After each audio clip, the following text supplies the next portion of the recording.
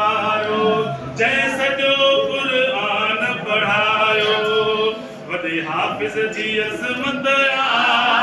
सॼे ॻोठ ते रहमत अॼु ख़त्म थियो पूरो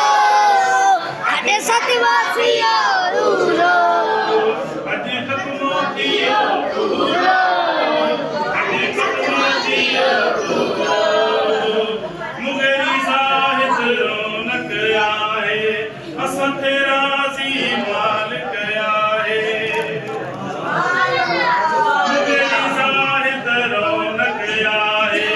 असां ते राज़ी मालिक आहे मुर्शिद जी शफ़क़त आहे